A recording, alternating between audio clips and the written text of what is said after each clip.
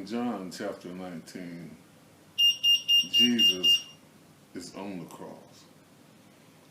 And he said a couple of things after having suffered all night long. The first thing he said is, "I thirst." And he wanted the centurion guards to know that his body needed liquid sustenance. So he cried out, "I thirst." And they gave him a sponge with vinegar on it. And they say vinegar is a sour wine that they were giving our Lord and Savior. And in verse 19:30, Jesus, after receiving the sponge, said, "It is finished." And he says it is finished because he had done all the things that God put him here on earth to do, except one, and that's to die. But as soon as he says it is finished, he bowed his head and gave up the ghost.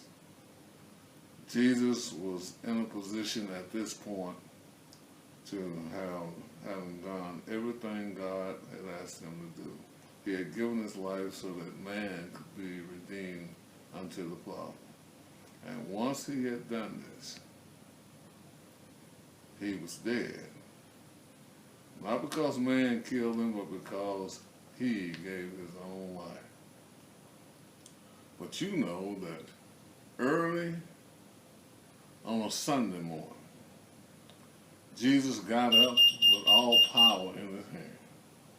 Some will say that this was the Resurrection Sunday, what we now call Easter. It was a time of rejoicing as the angel in heaven saw Jesus and rejoiced because he had overcome death. He had conquered the sting of death and the sting, the shackles of the grave.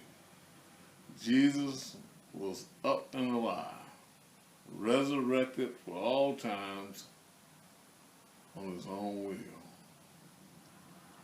Now we call that time Easter.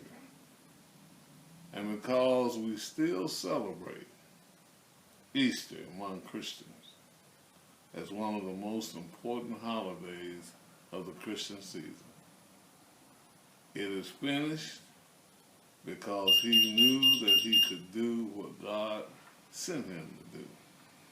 He had already done some things except resurrect. And when he resurrected from the grave, mankind was redeemed.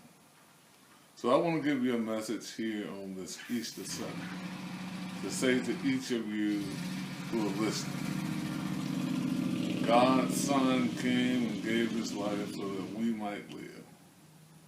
He did it in a manner that was dramatic.